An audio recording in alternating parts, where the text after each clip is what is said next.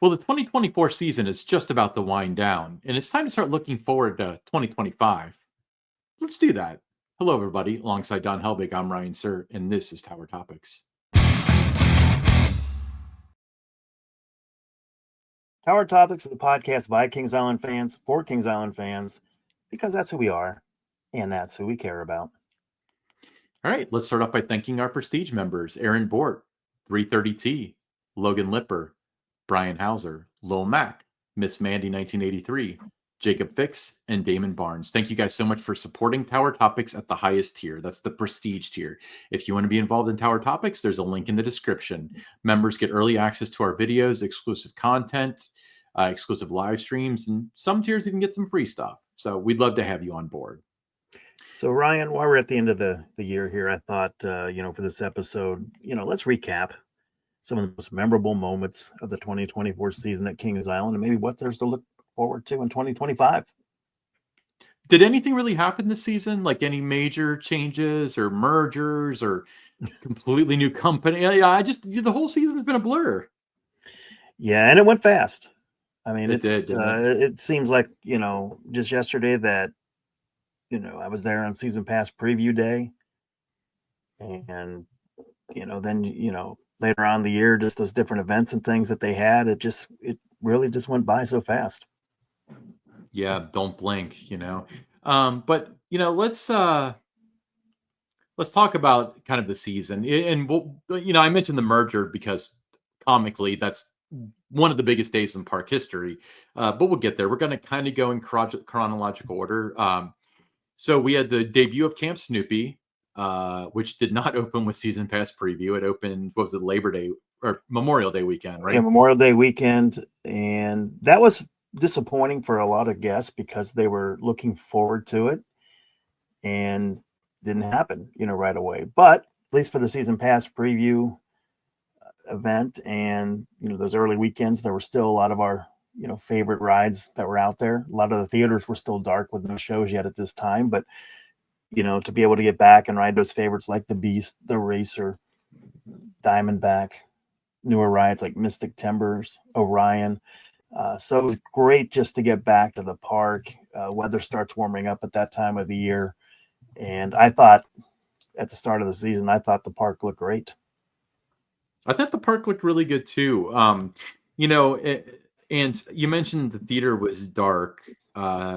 And not to go a little bit out of order because this did start a little late, but the Gazillion Bubble Show, I wanted to throw that in there because that was my faux pas of the year, I would say, because I completely trashed it. I had seen a version of it at SeaWorld 10 years ago or so. Everyone down there agreed that it was just not very good. And then seeing it again, and I don't think it was perspective because I was watching footage of it and the show is substantially different, but it ended up being a real hit. The Gazillion Bubble Show. Very popular, capacity crowds every time I saw it. So yeah, I think it was nice. The run time wasn't that long for it, but when it did play there, it was popular and it added to the enjoyment of your visit. Yeah, I would say that the chances of that coming back are very high. Researching the company because I was thinking the guy that did the show mentioned that he's like 32 years old or something like that, or 27, 20. He's like around that age. And if I had seen him like a decade ago, he would have been too young, probably. He would have been younger. So I looked at the footage on YouTube of what I saw at SeaWorld, and it was a different guy. They have different family members that do this show. I saw, somebody different at Dollywood, when I went there to see it. Didn't they run at the same time? I thought like because Kings Island added that week that they ran. Maybe that's not true, but certainly not enough time to break down the set and take it down there. But they do have a company. It's kind of like Hot Vol that does the Cirque stuff. That's one of their productions. But I could see that coming back probably for a longer run, probably a little bit more like a month to 6 weeks this time, because they know it's successful. Now, speaking of success, the Food and Wine Festival. Remember how we had that? That was something that didn't get a lot of attention. It was kind of thrown out there after the park had already opened, that this is Hmm. what we're going to do in May. I thought, now what they did, I thought was really good. It looked, the area that they had in Tower Gardens, it was dressed up nice. Everything about it uh, was good. Especially with the time they had to put that together. But I Right. thought, um, I don't think it was really promoted well enough. Didn't get off to the right, start the right buzz to begin it. Maybe if they'd started like 6, 7 weeks earlier and kind of built up to it, teasing it, had enough time to, I didn't see anybody, doing any kind of pieces on it on blogs, none of the food bloggers or anything like that. Nobody, did anything with this event. None of the, the wine enthusiasts that are out there that all have those kind of, blogs, those influencers. None of them were part of this. You didn't really see any, TV news stories about it. Nothing, really in the Cincinnati Enquirer is a nice standalone feature about it. So I don't think it really got the attention that it, should have, because it was, you know, really nice in that area. I think they have something that they can build on for 2025 with this. I think it can be a kind of a staple that they do, like Grand Carnival has become every summer. Have something like this in the spring. So I think 2025 for this event will look a lot different in terms of how it feels with the vibe and everything about it. It might. You're right. It wasn't promoted. It to the park's credit, it was probably dropped on them, maybe even too late. Um, but the problem though is if you've seen Grand Carnival and a lot of other events, year two is usually about 70% of year one. So probably what's going to happen is as this thing gets footing, it's going to be a shell of the event that it was in 2024. They had like two or three places where they had live performances and stuff. I could see that just being one. Um, Now, do they need three? No. I think that if they just confine it to Tower Gardens, they keep it there. Uh, I think that would make a lot more sense. And then just have some sort of performance there. Uh, but yeah, it is a shame that they had Hi-Fi Honey playing like the slow stuff, and then they had the fiddle players they call it here in Kentucky. Those were Um, good though. I mean, the it fiddle was player was really good. fantastic. It was awesome. And then they had the River City band playing like jazz music, which was awesome over by like Oktoberfest. Yeah. So like I Um, said, I like the concept of it was really good. It looked really good. I just don't think the awareness was there for it to be as successful as it could have been. And the people that they did reach out to try to help spread the word, those mhm. aren't the right people that, with all due respect, not the right people to really help you create awareness for an event like this. Now, and the thing that we're trying to get at, even if they'd reached out to us, We're not we talking assume about that us. you guys, We're not. I yeah, we, mean, we we're not experts on wine festivals or anything like that, or those. You need those kind of influencers, and they're out there. You need to yeah, they invite are. that group out to do something about it. Yeah, and if we were out there, we would have done exactly what we just did. The decor's cool. We like the live entertainment. I don't even drink wine. I Yeah, I would don't either. try it, but I don't know good wine from bad wine, Yeah, but I had one So of those I w- charcuterie things that they had there. I mean, the food was, it was good. It was nice and relaxing. You mentioned the different entertainment, very relaxing. So I think, they have an event here that in the years to come, it can become one of those staple things that happens at Kings Island every single year. You look forward to it and you just build upon it from there. or they punt on it and never do it again. I hope they don't punt on it because I think they have something, that has the potential to be really good. You just can't keep sticking your foot in the water every year. You got to find things and just improve on those and make that part of what you do. Otherwise, you see these events at Universal Orlando, Disney World, Dollywood. They come back year after year. Uh, they weren't all home runs the first time out. So I think you just got to give it time to build on it. And I hope that they do because again, I thought the decor team, entertainment, everybody did a great job from the parks perspective on that. Just not enough people knew about it. Yeah, I feel like the event could have been tweaked a little bit. I, on the other hand, had like the bread basket, the baker's basket, something like that. I was thoroughly not impressed by that. They should make it a park wide thing. Now, don't get me wrong. The wine and stuff should be centralized in Tower Gardens, have revolving entertainment where you have your violin player and you have Hi-Fi Honey, and you can do that so the music goes all night, and then actually have it open till 10 so you can see it with all those lights they bothered to string up when it got That dark. was the other thing. They shut it down like at 8 o'clock or something. Yeah, 8 or 9 before it got dark that time. Before it got dark. No, you got to keep it there, to let the lights shine so everybody can enjoy that atmosphere with it.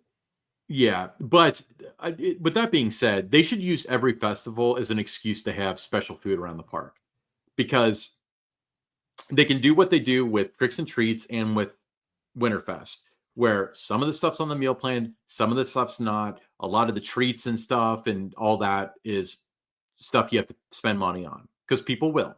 It's got to be positioned properly. Perfect example is the sweet spot.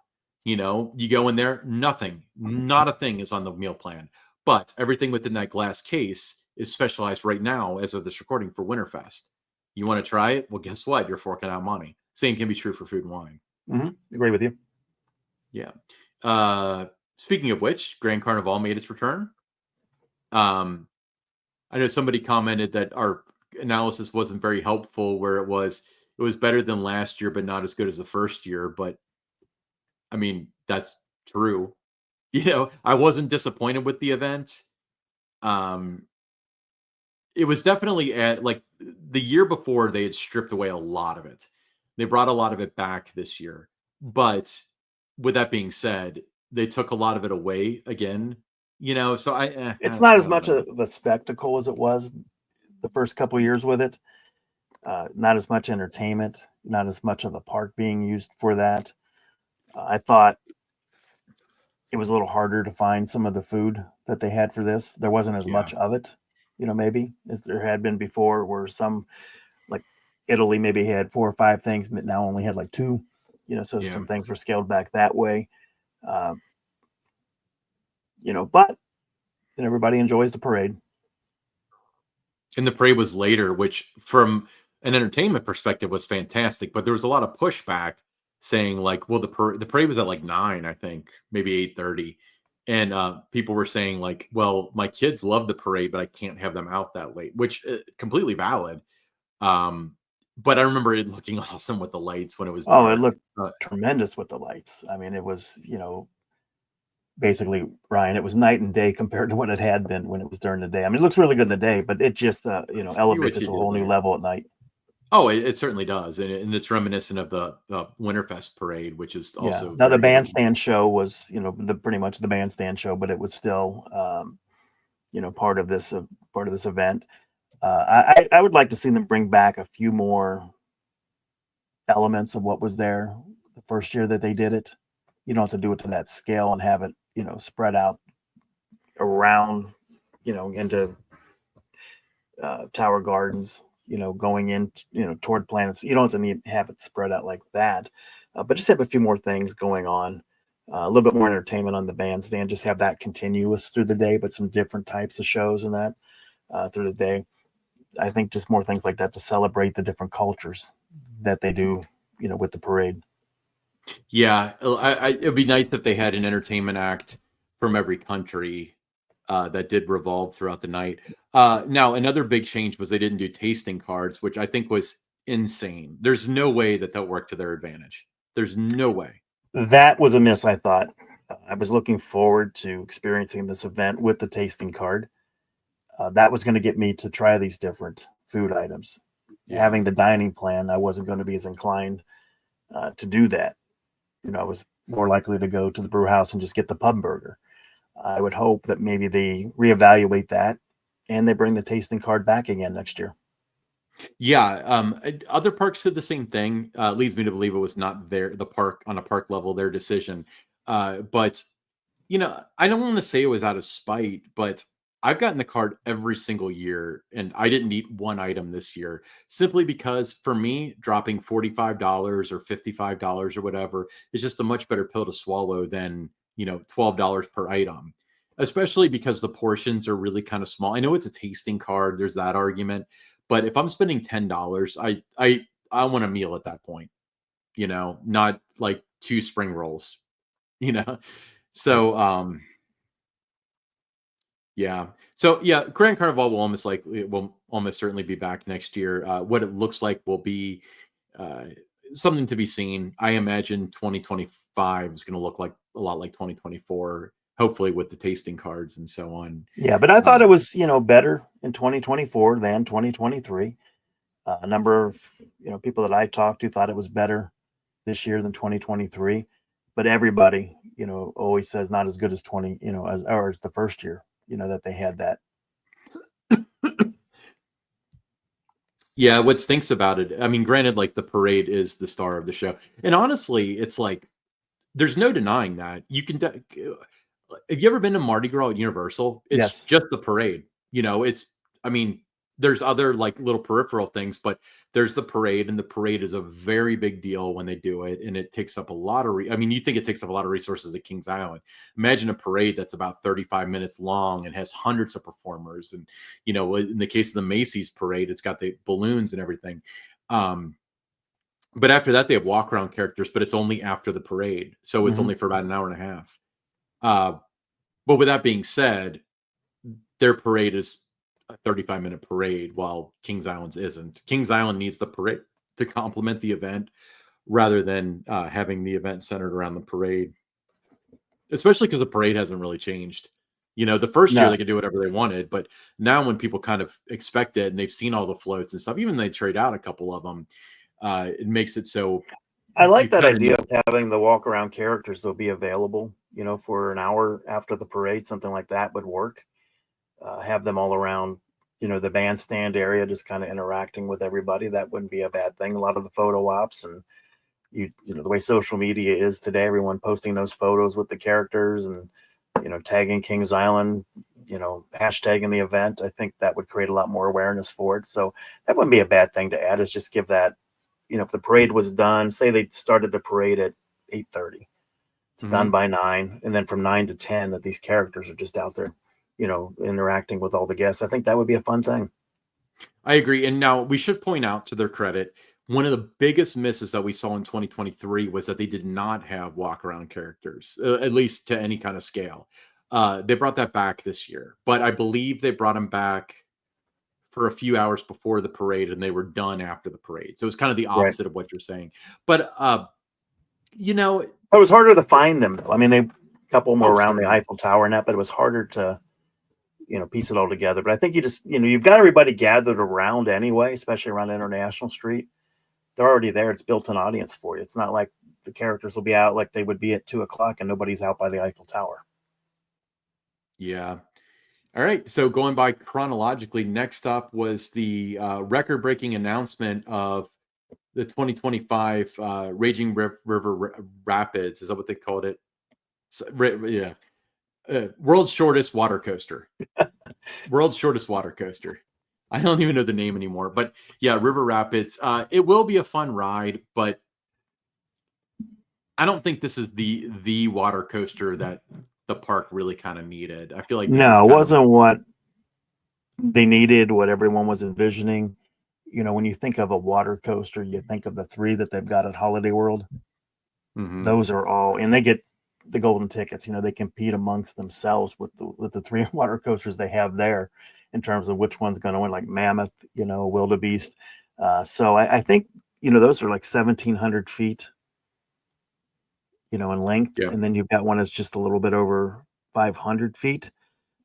So I think that part of it uh, was disappointing. When it's nice that they're fixing up the one area for the kids and that, which was needed. Then you put this in, you've got to carry your tube up to Mhm. the top of the thing, rather than, riding up like you do on other water coasters. So there's just a lot to be desired there. I think they missed the mark. I did a piece on Theme Parks by Don about it that I thought, it's nice. It's a complimentary edition. The locals are going to like it. But overall, I just thought, they missed the mark, especially when you've got not one, two, but three really good water coasters located within 3 hours of the majority of your season pass base. Yeah. So the thing that concerns me with stuff like this is y- there's a, again, going back to the argument of coaster enthusiasts make up 0.0001. Okay. But my concern though is with this actual ride, very low capacity. People are going to wait a long time. They're going to have to lug their tubes up there. And if the ride experience isn't going to be phenomenal, is it going to be disappointing? Do you think? Do you think the people that don't know any better, that have not been to Holiday World, who don't really know what a water coaster is, are going to be blown away by this? Well, I mean, it'll be I different than what they have there. So, I mean, I think the locals are going to like it. But it's what it is. It's the first in Ohio, the first dual racing water coaster. So, River Racers. And you got the new kids play area that's coming, which is Splash River Junction. But I think that for the guests that have experienced water coasters elsewhere, whether that's Holiday World or elsewhere, in the country, I think that they're going to be disappointed by it. I think the other piece of it is it's a racing coaster, so are they going to always have both sides open, or does it become Yeah. like the racer roller coaster where from 11 to 1 it's just one side, and then from 5 to 7 it's just the one side again. You have to look at that too as something that is that going to happen. With it, I don't know. I mean, it's nice to see some new capital going into Silk City. It's nice what they're doing, with the kids area. It's nice that they put in this new, water coaster. But I think, your Kings Island. I thought they missed the mark with it. I thought they should have, spent the money and did something that, was at least 1,500 feet long and made it more of a actual, water coaster. This has elements of a water coaster, but the fact that you got to carry your tube and everything up to the top makes it somewhat more of a slide. I just wonder. Yeah. Well, I mean, how do you defend? How do you define a water coaster at this point? Because the original one, Super Soaker at Schlitterbahn, was water powered, but heck, now they got ones that are like linear inducted and all sorts of crazy stuff like that. But I, I, I wonder in a lot of cases when we talk about the last couple of editions they've had, where a lot of them are kind of nothing to write home about. I mean, none of them have been bad, but none of them have been mind blowing. It makes me wonder if, as they add this stuff, as they add this family thrill coaster or family thrill ride in 2026, are we going to get to the point where a lot of that's just noise? Where it's Kings Island, it's not going to be very good. That would be like the zoo adding a ride. Like, who cares? It's not going to be very good. They have rides, Yeah, but I but mean, that you look would at the recent installments. I mean, Cargo Loco, Soul Spin, nice flat rides. You know, okay, but nothing that's record breaking. Nothing that's bringing people from outside of the local area specifically to ride those attractions. Like you had, and still have with the Beast, like you have with Diamondback. You want those rides that get people from outside of the 513 area code talking about you. right. I mean, and then moving on to Camp Snoopy, where the coaster is fine. It's But fun. the actual I do like that. I like Snoopy Soapbox Racers. It's a great addition to the kids well, area. but I'm saying that's kind of a null point in my argument, because when we're talking about people that have money and make these decisions, like they don't care about that. Like, if the kids like it, it's fine.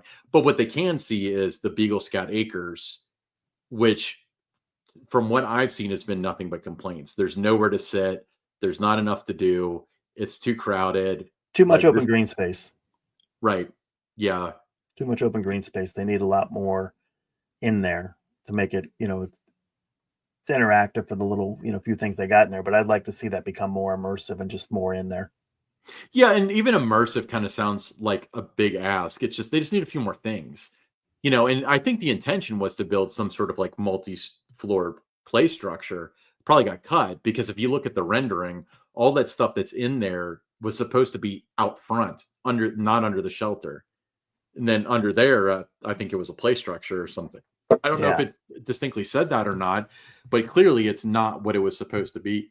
So, I always use the analogy: does the toy look like the picture on the box, Yeah. So we will Kind of say think though, for no. the announcement when it came out in August, you know, it was kind of mixed reactions to it. You know, the locals and that like it. There was some negative feedback just because of what they took out to make room for this. You know, with Pipeline Paradise there. Yeah, loyalist on that one. And, that was one of those things where I don't want to point the finger at the park because I honestly think that they intended to open it and then they made the decision at the worst possible time where they just couldn't do it, you know? So I don't think that they slighted people the way that we kind of suggested that they did with King Ka and No, things like nothing that. like that at all. I don't think it was that situation, but at least something's going there. I'd love to Yeah, see I a mean, new this is going to one. be a good addition. I think it's something to look forward to in 2025, and it's always been good for the park the years that they've had new water park capital. Yeah. So hopefully people know about it. Okay, moving on. Haunts and Tricks and Treats made its return. Um, I always fear for Haunt because I always assume it's going to be terrible, and then it ends up being not that bad. I This year was thought pretty both good. events, yeah, I thought both events were very well done, enjoyable. Haunt's not what some want it to be at that level of like Universal with the mazes. It's not going to be that, but for a seasonal amusement park, I think it's a very good event. I think it's one of the better events still out there. Is it the best Halloween event in the industry? It's not as good as Universal, and it may be not as good as it's not as good as what Disney does with their Halloween event. I mean, that's a lot of fun too, um, but it's up there. When you're talking about what you see at the other Six Flags parks, what you see at Busch Gardens, it's right there with them. I think the mixture of the two, it's the best of both worlds. Some parks they're one or the other. So I like the fact that it is catering to the best of both worlds. It's become more family friendly in recent years with Haunt. I don't think that's necessarily a bad thing. I think that what they do, it works for the audience that they, the demographic, the audience that they draw in the fall season. So no complaints about Haunt, no complaints about Tricks and Treats for me. I think I like the different foods that they have during the days at Tricks and Treats. I think that's something uh, that I look forward to, before it started. I enjoyed what they had to offer at that time of the year. Park decorated very well. I think the decor team did a great job. And in recent years, that's gotten better and better every single year. Right. Uh, Before there was just so much stuff just thrown out there, and just throw paint against, throw up some wood, throw some paint, splat it around, make it look like blood. Um, much more professional looking, much more polished than it has ever been. So I think for me, Haunt looks better in terms of that part of it. The atmosphere, the decor, and that is better than it ever has been. What the mazes are, I think they have a really good one with Hotel Saint Michelle. Uh, Slaughterhouse is really good. Uh, Hmm. but I don't know. I mean, I think back in like 2007 when the Haunt branding first came about, and you had Club Blood, and you had Trail of Terror. I think there were some better ones, maybe more intense ones back then than you have today. But it's still really good. Still worth having a season pass for.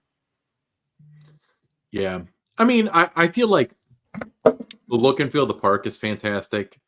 There are some missing elements though. Um, I feel like the haunted houses, especially the ones that have been around for over a decade, really need to be recycled out because those are really stale. Um, and you talk about staples and stuff. I don't think haunted houses can be staples. I think that No, I think you can have one that always is, and I think for me maybe two, but I think Hotel Saint Michelle I think has that longer shelf life. It's got the nice backstory. Everything about it works right. It's not just going around some corners and somebody's jumping out saying boo and that like some of the other ones are. I mean, you get the backstory with that one, where some of the other ones you don't necessarily get that or know what it is before you go in there. When you say something like Hotel Saint Michelle, you kind of have an idea of what mhm. this is going to be before you even go through it. Some of the other ones, maybe not. I think something as you look to 2025 that may happen is you got the legacy Six Flags parks where all these mazes were upcharge attractions. It's like buying Fastlane. If you want to do it, you got to buy, the upcharge to go inside the mazes. I think that discussion, is something that Six Flags has had. It's going to continue to have. What do we do? Do we have it? It's got to be one way or the other. For the we want that consistency, especially if you've got these passes now. The all park passport. It's going to be good for all these parks. You don't want to go to Six Flags Great American Chicago one weekend and you had to pay to go inside the mazes. Now you come to Kings Island or Cedar Point, you don't. So that's going to be one of those things that you kind of want to have some consistency there. Now, the model works at Kings Island, the model works at Cedar Point, works at other legacy Cedar Fair parks. The model works at the Six Flags parks, but what do you do there? So I think that's something that they're all going to, they're going to talk about. So I would not be surprised if next year that the indoor mazes are an upcharge. Yeah. So a couple of questions to counter what you had to say. You said you wouldn't want people going to Chicago and having to pay and then going to Kings Island and not. What about Knott's Berry Farm, where the whole event is an upcharge?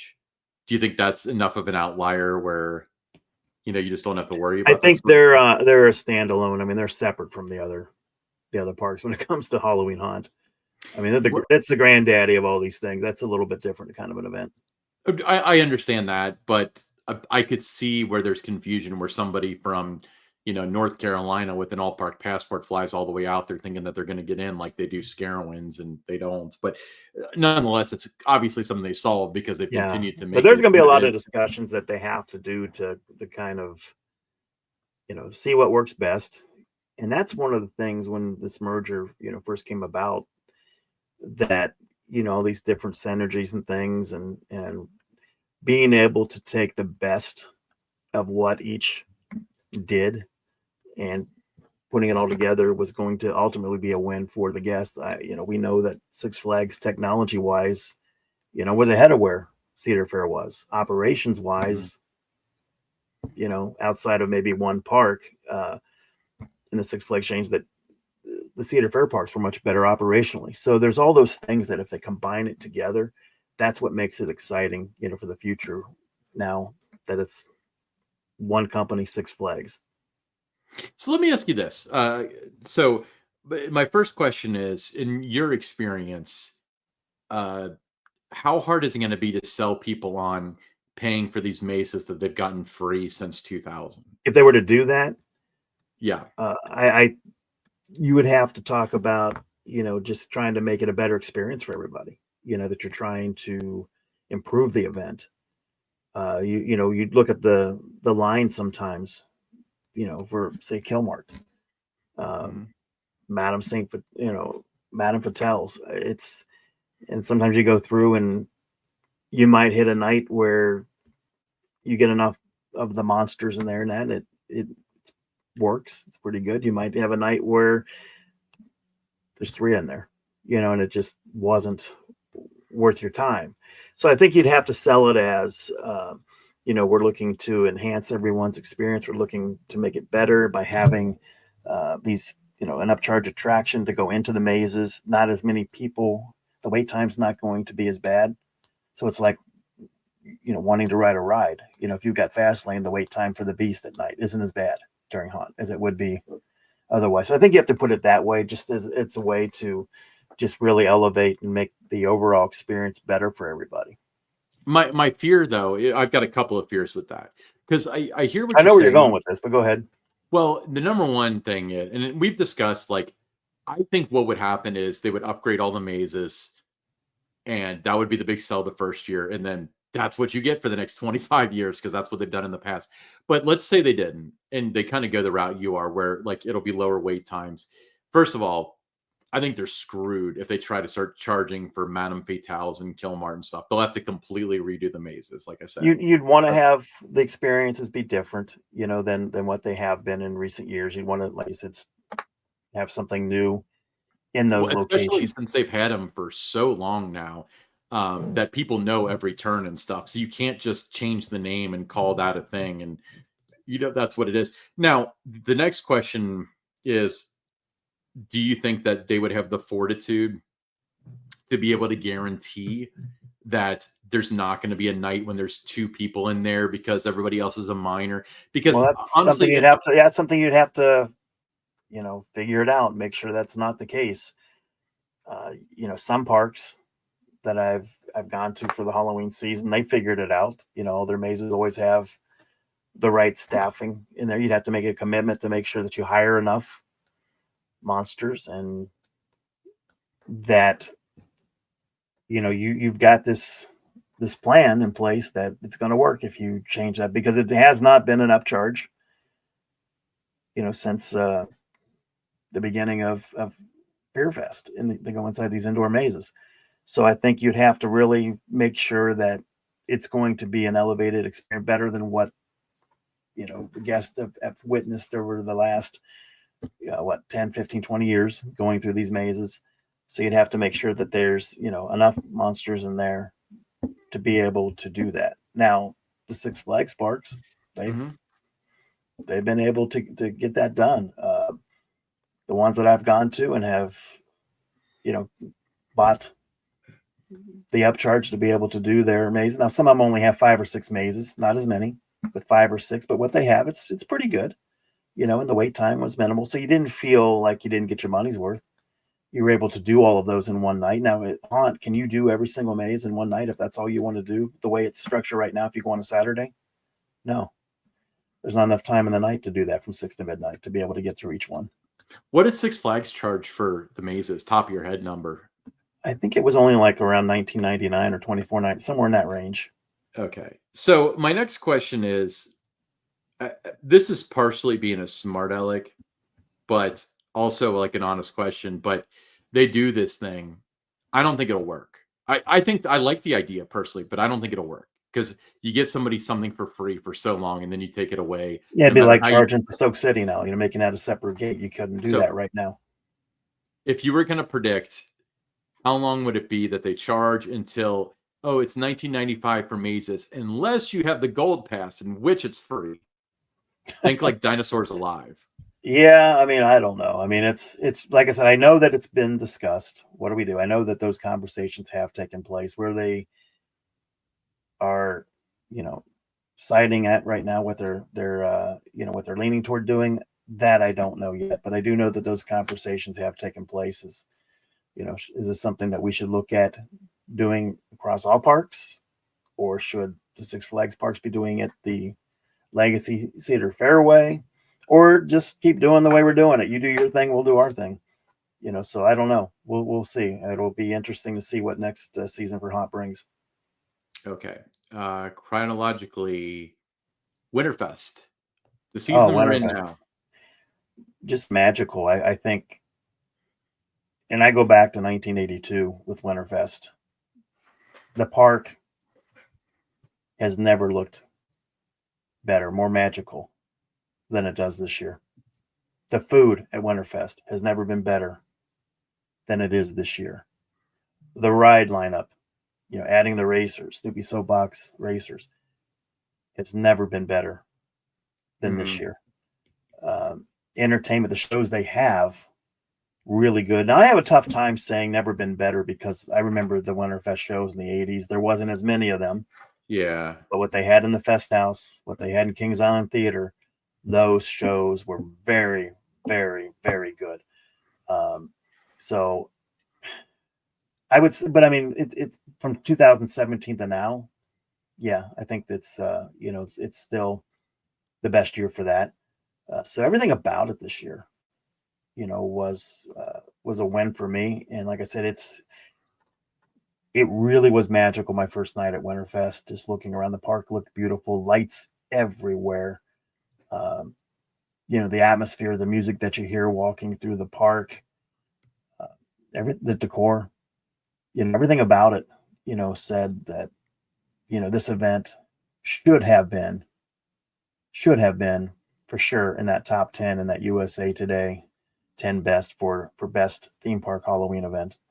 Christmas event. Mm-hmm. Yeah. And it's funny because we talked about even, pushing it up against Disney and Universal, and it's almost like the Kings Island thing is far more immersive than what they offer. Yes. because the park is a completely different product. We discussed that. The shows are shows, and Disney's going to do better with the shows than Kings Island, just because we're talking about But if seven you're talking figures. about the whole package, if you're talking about the whole package, food, decor, shows, rides, I mean, it's up there. And I get Silver Dollar City, being voted number one. I get Dollywood, if it's not number one, being in that top 4 or 5. But there's no reason whatsoever that Kings Island was not in that top 5. It should be. It really is an amazing event, and it is one of the top 5, polled or not. It is one of the top 5 Christmas events in the entire industry. Yeah, and you mentioned the polls and stuff. It seems like they didn't have a great year when it came to USA Today and things like that. Like golden tickets as well. And part of that, we've always kind of attributed to there's very little community outreach. They're not garnering the support that they once did for, hey, vote for this and that sort of stuff. And Well, you have to know how to run a campaign. I mean, that's yeah, a big piece of that, and maybe that's part of it, that they no longer feel that they can run a campaign strong enough to compete with other parks in these national polls. When they're nominated, maybe that's part of it. Maybe that's why they pulled back. Maybe it's a little easier to say to leadership, well, we didn't really try, than for leadership to see that you were putting it out there on your socials with regularity and doing those kind of things, and still finishing 12th, finishing 10th. It's a little easier to say, oh, we didn't really try, than to try and then say, well, why did we win before? Why did we finish? right. Why did we win place or show before, and now we're not? You start to get those questions, as if it's out there as much. So there's a lot of different things, that we can look at why they haven't. But it is a missed opportunity, because there's power in that, to be able to say you either won the event, put it on your website, the award-winning, Winterfest, the award-winning Halloween Haunt, whatever it might be. You know, voted the best new family attraction in 2024, the best new ride in 20, any of those kind of things. There's power, in that. It's a great marketing tool to be able to say that you were. And there's parks that finished 6th, and they're excited about that, and they put that out there. Hey, we ranked 6th in the USA Today thing, so that resonates with your Right. audience, and to just sit back and really do nothing, and finish out of the top 10 for the first time ever. That's the worst showing ever that they've ever had for that. Yeah. They're always, in that top 3 or 4, every year, but not this year. But I feel bad for the park.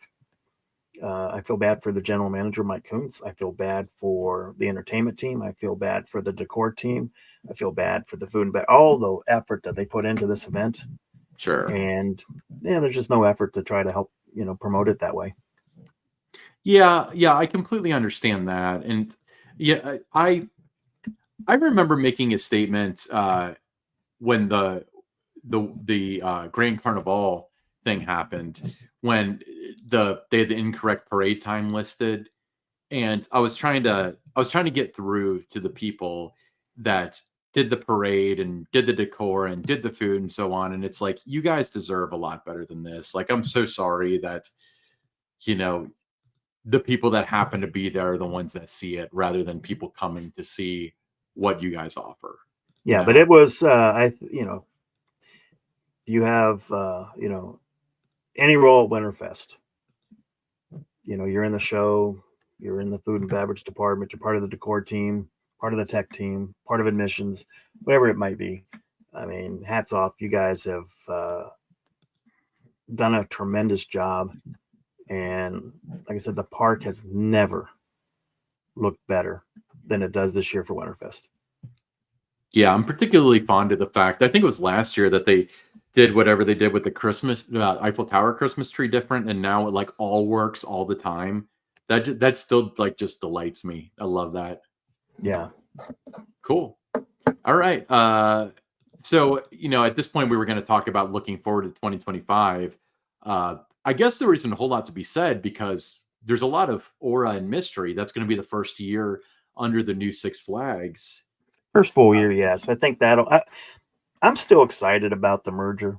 I think there's a lot of good things that can come out of it. Like we said, you take the best of what each chain did, and you kind of integrate that together. So I think that's a win for the guests. There's going to be some hard decisions that they have to make, that they have made, already.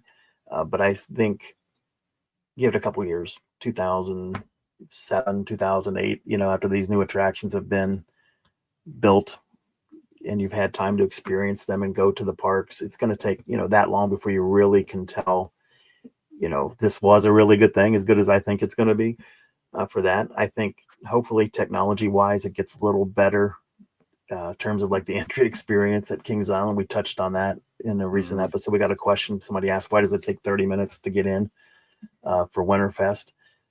It does get backed up. Maybe there should just some changes. Maybe if you're going to be getting a season pass, getting your picture and all that, maybe there should be certain, maybe 2 lanes for that, and everybody else, if you just got a pass or ticket, come on through, so you can get people through a lot quicker. So that's one of the things you start off a little bit with a dissatisfier some nights, because it took too long to get in. If you get there at the beginning, when they first drop the time, to let everybody in. But other than that, I think it'll be interesting to see if there's any more, budget cuts on some things. I know that, there's a lot of things that they got to try to, trim where they can, and how much can you do without impacting the guest experience. So we'll see some of that. I know 2023 was a really rough year for that, from the middle of the summer on at Kings Island, where things started to get cut during the day, and you had some kind of, some of the rides didn't open until a little later, and that. So we'll see what happens there. But I'm not I think between, maybe us, the fan sites, maybe on the Facebook group and other, places on social media, I think there's a little too much focus on the budget cuts and not enough focus on what the park does very well. So I think I'd like to see some of that sentiment change. I think, we have to get better at that ourselves, Ryan, talking sometimes a little bit more about what they do very well. And sometimes some of our episodes, we dwell, on some of the things like the budget cuts, and how that's going to impact, things. But, that's just, what it is. But I think 2025, beginning of the year, to me, interesting to see what they do, because Soak City doesn't open until Memorial Day. That's where the new attraction is. So what does the park do in April and May to create, interest, excitement, for the season? I think we're going to be looking forward to seeing what this 2026 attraction turns out to be. So that announcement normally would come, early August. Maybe it'll come late July, but early August, what that's going to be, where that's going to go. So that'll make next summer a lot of fun, going to the park. And just all that speculation that's going to be out there. We'll see if they do any kind of a teaser campaign, for it. But I think that's something to look forward to next year as well, is what's going to happen in 2026. Yeah, I've always said that the lead up to a year where they add a coaster is always more fun. Learning and speculating and reading the forums and all that stuff. To me, that's way more fun. And once the ride's announced, it's like, okay. Yeah. But I love this exactly. But that's going to be part of it, So really, if you're not a water park fan, you don't care about what's going into Soak City. So what is there for you? So hopefully there's some, new shows, that they're just not rolling out the same, shows again. I'm looking forward to seeing what new food there might be next year, and really hoping that next year's the year that the food and beverage team, gets it to do, and, people start voting for it for best food in the industry and the Golden Ticket Awards, things like that, that it's in other polls. I mean, it certainly deserves that. But just, there's always that excitement for a new season. For me, there doesn't always have to be something brand new. I don't always need the shiny new toy to be excited about a new season. I think, sometimes silver and gold is the way to look at it, is I look at a lot of these new rides, the shiny hardware, that's silver. Everybody gets excited about it at the beginning, but the older rides, the ones that have been there forever, been, something that I've kind of grown up with, those to me always remain gold. So for me, the Racer, the Carousel, the Beast, the KI Miami Valley Railroad, I look forward to riding those every year as much as I would any brand new ride that comes into the park. I'll go ride it, but I always kind of migrate back, to those rides I grew up with, and I always spend more time on those rides than I do anything else in the park. Absolutely. Yeah. Next year will be one of the most interesting years the park's ever had. Can we both agree on that? Oh, for sure.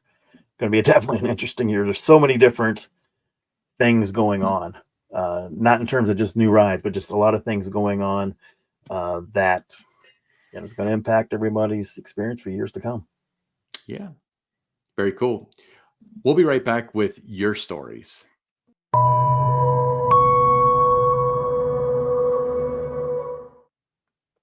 All right. Today's story is from Ashley W. from Goshen, Ohio, and she actually sent us a picture to include. So Ashley said, "Hi, Don and Ryan. I wanted to thank you both for telling my daughter's story a while back on Tower Topics. Since then, life has changed for my family. My father-in-law passed away on November 2nd after battling RA and cancer. The next day, my husband was determined to go to KI for the last full coaster operational day with our daughter, like we had previously planned. I wasn't sure if it was a good idea. We all were in a lot of shock from my father-in-law's passing. Shortly after we got there for the day, something amazing happened. My husband and daughter were literally handed 2 all-day Fastlane passes from a kind random stranger. They were stunned and couldn't believe that had just happened. They spent the rest of the day marathoning their favorite, Diamondback. So many times I lost count, and going on all the other coasters a bunch too. They had the best day they have ever had at the park. We've been to Kings Island over 60 times this season alone, and so many times over the years, and have never had something like that happen. I have to feel like that my father-in-law had a hand in them receiving those Fastlane passes. It was fate. Kings Island continues to be one of the most special places for my family, even though one of the hardest years we've had." Yeah, you talk about it. It's right place at the right time. First of all, my condolences for your loss, Ashley. That's Yes, terrible. absolutely, Ashley. Sorry for your loss, and um, and I think it's funny how things work out like that. Where you go to the park and somebody you don't even know comes up just randomly. Here's some fast lane passes. So I think there's something to that. Where the father-in-law maybe had a hand in that. Yeah, I mean that's you call it fate, you can call it whatever you want, but it seemed like sometimes karma gets you, and your husband and daughter got the right thing at the right time at the right place. So I'm really glad that they got to have that experience. Hopefully, everybody's coping and accepting in a manner that's is healthy and appropriate at a time of loss. Cool. Well, thanks, Ashley, for that story. That's moving. If you want to submit your story, how do you do that? Well, what you want to do is you want to send an email to me at donhelbig@themeparksbydon.com. And in the subject line, just put story for TT and just share your Kings Island story. If you got a photo like Ashley did, be sure to attach that and we'll include it with your story. And it can be about anything, with Kings Island, an experience like Ashley, had, what the park means to you. Was it your first job? Did you meet your spouse there? First ride on a roller coaster? Whatever it might be. We'd love to hear it. We'd love to share it with our audience. And that's how you do it, just by sending me an email. Yep, perfect. Now, we'll be right back with the listener questions.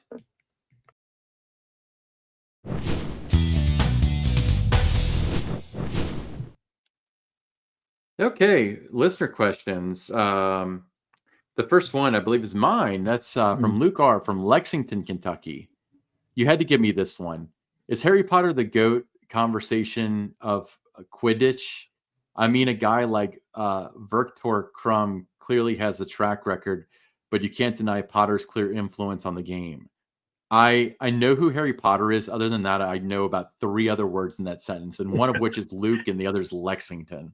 Well, Victor Crumb, I mean, he's He's legendary, when it comes to Quidditch. But I do think, when you look at Harry Potter, he's kind of like Bobby Orr in hockey. He changed the game, so you got to put him in that GOAT conversation. Anytime you have an athlete who changes the game, and the way it's played, you got to give them, that kind of status. You got to put them up there in that discussion. So, yeah, Luke, I think he's in the conversation. Cool. What's the next listener question? It's from Max Yu, and he's from Chillicothe, Ohio, and he says, if you had the chance to make Kings Island free and accessible to everyone, but it required a sacrifice of one of three major roller coasters, the Beast, Diamondback, or Orion, and the Pub Burger, would you do it? You want me to go first? Yes. No. Because Kings Island accessible to everybody would not be a good thing for Kings Island. Kings Island, first of all, needs to remain special. I think that in a lot of ways, people have too much access to Kings Island at this point. And because of that, it's become not special. And that's why people don't think of it as a special day. And that's why you end up with fights and people who steal and people that do graffiti and stuff like that. Now, granted, like that has probably always happened, but it feels like it's more often now than ever. Honestly, and this is going to sound like terribly elitist here, but I really wish that Kings Island would go to like a Dollywood style pricing structure and up the quality rather than making it so it's so cheap. Like $200 for a gold pass. Maybe make the payments like $50 if they have to do a payment plan rather than making it so it's like $130 and like $6 a month or something. I honestly think I am in agreement with you. I would like, I think the price of all the levels of season passes, could be increased. Yeah, I wouldn't have any problem. Not prestige, though, to be clear. Not prestige. No, I think if the gold pass and what you get, for that, I always thought that they were leaving a lot of money on the table. That you could make that a minimum of say $199, and you would still sell almost about the same amount that you did in a lot of ways. I don't think you would lose too many people by doing it that way. Regular ticket price, I think it's about what you would expect. Today when you see those prices, I don't think there's any. It's not too low. It's not too high. I think it's about right where you would expect it to be today. But I do think that if you raise the price of gold, that you might, if you didn't sell as many, you would still make more money at the end of the day. Right. And like it would be to people that value the park more. You wouldn't need a chaperone policy and stuff like that when it's not seen as a cheap babysitter, when you really have to make a decision. And this is not a referendum on low income people or anything like that. Like that's not the direction we're going. What I'm saying is that if Kings Island's $6 a month, you're going to think of it as something that's $6 a month, not something that's $200 out of pocket. Right. So sometimes, I mean, look at Apple products. You honestly think like this iPad is really worth $650 or whatever I spent on it? No, but I got it because, it's Apple and everything I have is Apple and that's what I got to spend, but I also take care of it because it's $650. If it was $200, I would have already bought another one by now and replaced it because I wouldn't have cared about it, Yeah, but no way. Yeah. I mean, you don't want to make it free for all the reasons that you're bringing up there, Ryan. And, there's no way you no matter what would be on the table that you'd want to sacrifice the Beast, Diamondback, Orion, and the Pub Burger. I would say that even let's say you can add a coaster and add another food item as good as the Pub Burger, I still wouldn't take that deal of making Kings Island free and accessible to everybody. No. It's a business, not a charity, Plus, like, why would they ever expand or do anything if people get to come for free? Right. I know that this is kind of just like a fun question and stuff, and I do appreciate it, but yeah, and if you got questions, we'll answer them, and just send us the questions, whether you want to DM us at tower_topics on our X, or you can send it email to me, Don Helbig at themeparksbydon.com, and we'll work it in there. Yeah, we've actually got a third listener question. This one's you. No, this one's This is me. me. Yeah, it is you. It is me. We're not used to the cadence of three, so bear with us. This is very rocking our system. Ray T, Cincinnati native, now living in Fort Hancock, Texas. If John Allen worked at Philadelphia Toboggan today, would he still be seen as a great designer of wooden roller coasters? Well, he'd be like 130 years old, so I think that would be what comes to mind first. Well, I think this, and it's, whether we're talking about, roller coaster designers, you're talking about some of the great players, and you pick the respective, sport: baseball, football, hockey, basketball, golf. I think the greats from any era would be the greats in today's era. I think that with the technology that's out there today, I mean, when John Allen was designing roller coasters, it was all done by, hand calculations. Back then, I think with the technology that is there today, there's no question he would still be, right up there and considered, a great designer of wooden roller coasters. It would be like Schmeck or even Werner Stengel. Yeah, the problem would be that I feel like he wouldn't move with the times. He'd still want to do it by hand, and he would have trouble getting people to work with him because of that. I don't think so. Smart people adapt, and he was a smart person. Right, and also he's also like, my understanding is Stengel like kind of designed the ride. He was like the idea guy, but he wasn't like the calculation guy too. So he might be able to come up with an idea, and they have CAD and all that make it happen. You know what I mean? Yeah, yeah. So I do think that. I mean, he was, one of the greatest, if not the greatest, designer of wooden coasters during his era, and I think he would still be today. Yeah, good question. Don, t-shirts. Talk about t-shirts. I've been waiting to Tower talk about t-shirts Topics all day. t-shirts. That's right. If you want to get one, they're available. Just $22. That includes shipping. Comes in a Carolina blue, or if you order by December 31st, a special limited edition green Tower Topics t-shirt is available. It's the holiday version. And again, just $22. And if you want one, just drop us a message on our X, Tower_Topics, or you can send me an email, Don Helbig at themeparksbydon.com, and I will send you the QR code. And once you make the purchase, it only takes a matter of days to get the shirt shipped out to you. Again, Carolina blue or the holiday green. Perfect. Yeah, $22 including shipping. All right, I'm Ryan Sir along with Don Helbig, and this is Tower Topics.